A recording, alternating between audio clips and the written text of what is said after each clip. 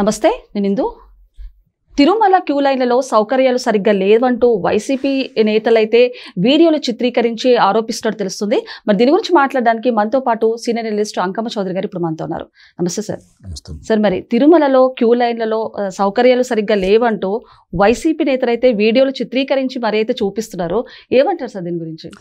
ఇప్పుడు ఆయన ఎవరైతే నిన్న కాకినాడ వాసి అయినటువంటి వ్యక్తి, అక్కడ ఒక దేవాలయానికి పాలక మండలి అధ్యక్షుడిగా చేసినటువంటి వ్యక్తి, అలా ఆ విధంగా హడావుడి చేసుకుంటూ దాన్ని అక్కడ ఉన్నటువంటి తిరుమల తిరుపతి దేవస్థానంలో ఉద్యోగి అయినటువంటి వ్యక్తే దాన్ని చిత్రీకరించేసి వాళ్ళ ప్రసార మాధ్యమాలకు పంపించేసి తిరుమల తిరుపతి దేవస్థానంలో అపవిత్రం జరుగుతుంది, భక్తులకి సౌకర్యాలు సరిగ్గా ఉండలేదు, మరి మామూలుగా పాలు కానీ కాఫీలు కానీ అవి ఏమి మంచినీళ్ళు కానీ సరిగ్గా అందించట్లేదు అని చెప్పనే ఆలోచనతో వాళ్ళు ఏదో చేయాలని చెప్పని ఇరుక్కుపోతా ఉన్నారు. రోజు రోజు వాళ్ళు ఏం చేసినా కూడా వాళ్ళకి ఎదురు తిరుగుతూ ఉంది. బిఆర్ నాయుడు గారిని ఎప్పుడైతే తిరుమల తిరుపతి దేవస్థానానికి పాలక మండలి అధ్యక్షుడిగా చేద్దామని నిర్ణయానికి వచ్చారో ఆ రోజు నుంచి ఇలాంటి కుట్రలకు తెరలిపారు. కారణం ఏంటంటే ఆయన స్థానికుడు. ఇప్పుడు దాకా అక్కడ జరుగుతుంది ఏంటంటే చదలవాడ కృష్ణమూర్తి గారు తప్ప మిగిలిన వాళ్ళు ఎవరు కూడా స్థానికులు లేరాడ. ఇప్పుడు వీళ్ళు ఏంటంటే బిఆర్ నాయుడు గారు అక్కడ అన్ని పుట్టుపూర్వత్వాలన్నీ తెలుసు ఆయనకి. రెండోది 5 సంవత్సరాల అంటే 2004 నుంచి తిరుమలను అపవిత్రం చేయడానికి, అప్పుడు 2004 నుంచి 2009, తర్వాత 2019 నుంచి 2024 వరకు వాళ్ళు ఎలాంటి కార్యక్రమాలు నిర్వహించారో వాళ్ళకి తెలుసు. ఇప్పుడు అవన్నీ బయటికి తీస్తారు. ఆయన చేతిలో ప్రసార మాధ్యమం కూడా ఉంది. రెండోది మొండివాడు, ఏదన్నా పట్టుకుంటే వదిలిపెట్టడు అని చెప్పని మొట్టమొదటి నుంచి కూడా ఆయన్ని ప్రత్యేకంగా తిరుమల తిరుపతి దేవస్థానాన్ని ఆయన్ని ప్రత్యేకంగా ఎంచుకొని బురద జల్లటానికి ప్రయత్నం చేస్తూ ఉన్నారు. దానికి సంబంధించి ఇప్పుడు బిఆర్ నాయుడు గారు ఏం చేస్తున్నారు అంటే, గతంలో చాలామంది చేసినా కూడా పాలక మండలి అధ్యక్షుడిగా వాళ్ళు కొన్ని మాత్రమే చేస్తూ వెళ్ళిపోయేవాళ్ళు. సంస్కరణ తీసుకురావటం లేదా మంచి మంచి కార్యక్రమాలు చేయటం జరిగేది. వీళ్ళు అక్కడ వెంగమాంబ మండపంలో నిత్యాన్నదానం జరుగుతూ ఉంటే దాన్ని కూడా నాసిరకమైనటువంటి భోజనాన్ని పెట్టేసి భక్తులు రాకుండా చేయాలని ప్రయత్నం చేశారు. ఈయన వచ్చిన తర్వాత దాన్ని సరిచేయటమే కాకుండా మళ్ళీ వడ కూడా పెట్టేసి ఇప్పటికి 3 పర్యాయాలు ఆయన వెళ్ళి పర్యవేక్షణ చేయటం కూడా జరిగింది. ఎలా ఉంది ఏంటని చెప్పని భక్తుల అభిప్రాయాలు కనుక్కొని మార్పులు చేర్పులు చేస్తూ ముందుకు తీసుకెళ్తానే ఉన్నాడు. అలాగే క్యూ లైన్లోకి వెళ్ళటం, మరి అక్కడ ఉన్నటువంటి వ్యాపార సముదాయాలను సందర్శించటం, మరి మొన్న గోవులు చనిపోతున్నాయి అని చెప్పని వాళ్ళు విష ప్రచారం చేస్తే దాన్ని సమర్థవంతంగా ఎదుర్కోవటం, ఇవన్నీ అట్లాగే నెయ్యిలో వాళ్ళు కల్తీ చేసిన విధానానికి, అపవిత్రం చేసిన దానికి ఆ విషయాలు కూడా కాస్త ముందుకు వెళ్తున్నాయని చెప్పనే భావనలో అయితే ప్రజల్లోకి వచ్చింది. మరి ఇవన్నీ జరుగుతూ ఉంటే ఏదో విధంగా ఆయన్ని పదవి నుంచి తొలగించాలి, తిరుమలని అపవిత్రం చేయాలి వాళ్ళు అనుకున్నట్టుగా. ఇప్పుడు పోయినసారి కరుణాకర్ రెడ్డి గారు చెప్పాడు, ఇంకా నా మనుషులు 2000 మంది ఉన్నారు మా మనుషులు, మీరు అక్కడ ఏం జరిగినా కూడా నాకు తెలుస్తుందంటే దీన్ని బట్టి అర్థమైపోతుంది అతను చెప్పింది నిజమేనని చెప్పాను. అంటే 2004 నుంచి వాళ్ళు వేళ్ళు అనుకొని ఉన్నారు. అక్కడ ప్రక్షాళన చేయాలి, మొత్తాన్ని వేర్లతో సహా పీకేయాలి.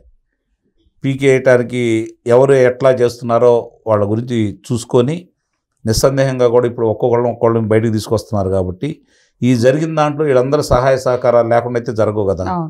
మరి దానికి సంబంధించినంత వరకు సహాయం ఎవరు చేస్తున్నారు, ఎవరు నియమించారు వాళ్ళని, ఆ నియమించిన వాళ్ళ పుట్టుపూర్వత్వాలు ఏంటి, ఇవన్నీ బయటకు తీసుకొచ్చే క్రమంలో వీళ్ళు ఇప్పుడు బిఆర్ నాయుడు గారు కొంచెం లోతుగా వీటి గురించి విచారిస్తానన్నారు. మరి ఈ క్రమంలో ఇవన్నీ కనుక బయటకు వస్తే ఇప్పటి వరకు వాళ్ళు చేసినటువంటి అకృత్యాలకి అన్యాయాలకి వీళ్ళందరూ దగ్గరుండి సహాయ సహకారాలు అందజేస్తున్నారు కాబట్టి చాలా వరకు వెలుగు చూపల. ఇప్పుడు వీళ్ళు ఈ పాలక మండలి కావచ్చు, బిఆర్ నాయుడు గారు కావచ్చు, లేదా చంద్రబాబు నాయుడు గారు కావచ్చు, దీని గురించి కొంచెం తీవ్రంగా పరిగణిస్తున్నారు. తిరుమల అపవిత్రం చేయటం వాళ్ళు అసలు తట్టుకోలేకపోతున్నారు. కాబట్టి ప్రతి అంశాన్ని బయటకు తీసుకొస్తున్నారు, పరిశోధిస్తున్నారు. ఏం జరుగుతుంది ఏంటి, ఎస్విబిసిలో ఏం జరుగుతుంది, లేకపోతే పోటు కార్మికులను ఏ విధంగా రెచ్చగొడుతున్నారు, మరి ఎందుకు ఇలా జరుగుతూ ఉంది, ఇవన్నీ కూడా బయటకు తీసుకొస్తూ ఉన్నారు.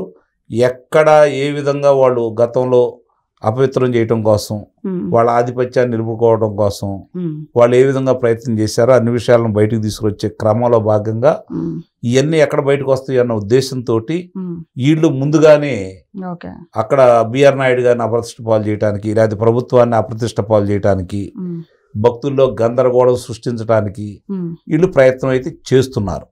సఫలం కాలేకపోతున్నారు. ఎక్కడికక్కడికి వాళ్ళకి ఎదురు తగులుతా ఉంది. ఎందుకంటే ఆ దేవదేవునితో పెట్టుకుంటే జరిగే పరిణామాలు ఇలానే ఉంటాయి. అది వాళ్ళు ఇంకా గమనించట్లేదు. ఈ అన్యమతస్తులు కూడా జొప్పించారు దాంట్లో. ఇప్పుడు వాళ్ళని కూడా గుర్తించడం కూడా జరిగింది. వాళ్ళని కూడా విధుల నుంచి తప్పించబోతున్నారు. ఇలాంటి వాళ్ళు ఇంకెంతమంది ఉన్నారో మొత్తాన్ని బయటికి తీసుకొచ్చేసి అక్కడతో కాకుండా దీని మీద కఠినమైన నిర్ణయాలు భానుప్రకాష్ రెడ్డి గారు డీజీపీ గారికి ఉత్తరం రాయటం కూడా జరిగింది.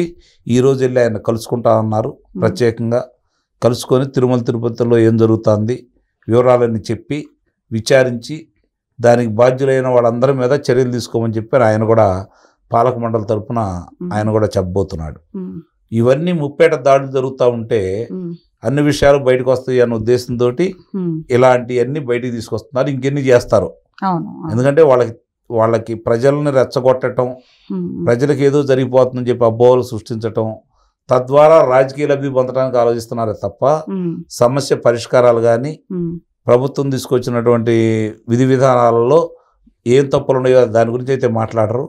ఏది తీసుకొచ్చినా తప్పుగానే మాట్లాడుకుంటూ ఉంటున్నారు. కాబట్టి ఈ కూటమి ప్రభుత్వం తరపున ఉన్నటువంటి ఇప్పుడు ఈ పాలక మండలి బిఆర్ నాయుడు గారు దీన్ని ఇద్దరు చంద్రబాబు నాయుడు గారు కావచ్చు, బిఆర్ నాయుడు గారు కావచ్చు, ఆ దేవదేవునికి భక్తులు కాబట్టి ఈ వయసులో ఆయన అంత పర్యవేక్షణ చేస్తూ ఉంటే దాన్ని అర్థం చేసుకోలేక ఆయన్ని ప్రోత్సహించడానికి బదులు బిఆర్ నాయుడు గారిని, చంద్రబాబు నాయుడు గారిని వాళ్ళకి ఏం లేదు, ఎట్టి పరిస్థితుల్లో కూడా మేలు జరగకూడదు, భక్తులు రాకూడదు, మా చేతుల్లోంచి వెళ్ళిపోతుంది, నిస్సందేహంగా వాళ్ళ మనసులో ఉన్నారు కాబట్టి వాళ్ళని తప్పించేసి నిజమైన భక్తులు పెడతారేమో.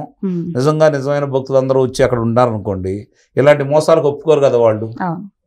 కాబట్టి మా మాట మా చేతుల్లోంచి బయటకు వెళ్తుంది అనే భావనలో అయితే వాళ్ళు ఉన్నారు. ఏదేమైనా సరే జరుగుతున్న విషయాలన్నీ కూడా ప్రజలైతే గమనిస్తున్నారు. ప్రభుత్వ పెద్దలు, కూటమి పెద్దలు, ఈ పాలక మండలి వాళ్ళు కూడా క్షుణ్ణంగా ఒక్కోటి అభియోగాలు ఏదైతే వస్తున్నాయో వాటిని ఎక్కడి నుంచి వస్తున్నాయి, ఎవరు అనే దాంట్లో విచారించే దాంట్లో చాలా త్వరగానే కనిపెడుతున్నారు. కాబట్టి ఇప్పటి వరకు జరిగింది ఒక ఎత్తు. ఇప్పటి వరకు అక్కడ జరిగినటువంటి పొరపాట్లను సరిదిద్దే క్రమంలో ముందుకెళ్తా ఉంది పాలక మండలి. దాదాపు చాలా వరకు సౌకర్యాల విషయంలో కావచ్చు, సేవల విషయంలో కావచ్చు, అన్నప్రసాదాల విషయంలో కావచ్చు, వెంగమామలో పెట్టే నిత్యాన్నదానం కావచ్చు, గోవుల సంరక్షణ కావచ్చు, ఆస్తుల సంరక్షణ విషయంలో కావచ్చు, చాలా చాలా బాగా చేసుకుంటూ వెళ్ళిపోతున్నారు వీళ్ళు. దాన్ని అలానే కొనసాగిస్తూ ఎవరైతే ఇలా అసత్య ప్రచారాలు చేస్తున్నారో, ఎవరైతే కావాలని బురదజల్లుతున్నారో వాళ్ళందరినీ గుర్తించే క్రమంలో మాత్రం ఇంకొంచెం వేగవంతంతో పాటు ఆ యొక్క కల్తీ నెయ్యికి సంబంధించిన అంశానికి సంబంధించి బలంగా వాళ్ళ మీద అభియోగాలు ఇంకా నమోదు చేయాలి. అంత బలంగా కాలేదు అని చెప్పి నమోదు కాలేదనే అభిప్రాయం కూడా వ్యక్తమవుతుంది. ఎక్కడ పొరపాటు జరుగుతుంది, ఈ అధికారులను నమ్ముకుని ఏం చేస్తున్నారో చూస్తున్నారు. కాబట్టి అందరూ మీ పాలక మండలి సభ్యులందరూ, ప్రభుత్వం కూడా దీని మీద పరిశోధించేసి అక్కడ జరుగుతున్న అన్నీ కూడా, ఇది భారతదేశమే కాదు ప్రపంచవ్యాప్తంగా మరి తిరుమల దేవస్థానానికి ఉన్నటువంటి పేరు ప్రఖ్యాతులు కావచ్చు, ఆ దేవదేవునికి ఉన్నటువంటి భక్త కోటి కావచ్చు, ఆధ్యాత్మిక కేంద్రంగా విరాజిల్లుతున్నటువంటి దాన్ని ఏ విధంగా నాశనం చేయాలని చూసుకుంటున్నారో అది ఒక్క క్షణం ఆలోచిస్తే వాళ్ళు ఏ విధంగా అంటే మతాల మధ్య చిచ్చు పెట్టడానికి ఏ విధంగా ప్రయత్నం చేస్తున్నారో గమనించుకొని భక్తులు కూడా చాలా సమన్వయంతో ఉన్నారు. కాబట్టి కూటమి ప్రభుత్వం కావచ్చు, ఈ పాలక మండలి కావచ్చు, ఇప్పుడు తీసుకున్న చర్యలు సరిపోవు, ఇంకొంచెం కఠినమైన చర్యలు తీసుకో క్రమంలో ముందుకెళ్తే మాత్రం అన్ని సరిదిద్దుకుంటాయి అయితే నేను భావిస్తున్నాను. సార్, ఇప్పుడు లాస్ట్గా చూసుకుంటే తిరుమలలో ఫ్లైట్ల కలకలం కూడా ఒక ఇదిగా మారుతుంది. ఏమంటారు సార్ దీని గురించి? ఇవన్నీ ఏదో ప్రచారానికి ఉపయోగపడతాయి తప్ప అక్కడ జరిగే క్రమంలో సంస్కరణలు చేసే దిశగా ఈ కూటమి ప్రభుత్వం వెళ్తూ ఉంది. గతంలో ఉన్నటువంటి వాళ్ళు చెరిపేసినటువంటిది, వాళ్ళు సౌకర్యాలను ఆపేసిన దానికి, అపశుభ్రంగా చేసిన దానికి, లేకపోతే ఈ నకిలీ సరుకులు తీసుకొచ్చేసి ఇబ్బందులు పెట్టిన దానికి ఇదే సరిపోతుంది వాళ్ళకి. వాళ్ళు ఏదో ఒకటి మాట్లాడుతుంటారు, వాళ్ళే సృష్టిస్తూ ఉంటారు. అన్నిటికీ సమాధానం చెప్పుకుంటా పోతే అసలు పనులే జరగవు. కాబట్టి ఏదేమైనా సరే ఆ వెంకన్నతో పెట్టుకున్న వాళ్ళు ఎవరు బాగుపడలేదు. వీళ్ళు కూడా అందుకే వాళ్ళకి అన్ని ఎదురు దెబ్బలు తగులుతూ ఉన్నాయి. ఇప్పుడు వచ్చిన వాళ్ళు భక్తులు వచ్చారు ఎక్కువ మంది, కాబట్టి మేలు చేయటం కోసం ప్రయత్నం చేస్తారు, కీడైతే చేయరు ఆ దేవదేవునికి. వీళ్ళు ఎవరైతే చేయాలని వైసీపీ ప్రభుత్వంలో ఉండి పనిచేసిన వాళ్ళు కావచ్చు, ఇప్పుడు ఓడిపోయిన తర్వాత జగన్మోహన్ రెడ్డికి మేలు చేసే విధంగా పనిచేసేవాళ్ళు కావచ్చు, వాళ్ళందరికి కూడా వీలైనంత వరకు నేను చెప్పినట్లు కఠినమైన నిర్ణయాలు తీసుకొని వాళ్ళని కనుక కట్టడి చేయకపోతే చూసి చూడనట్టు వదిలేస్తే మాత్రం ఇబ్బందికరమైన పరిణామాలు. ఓకే సార్, నమస్తే.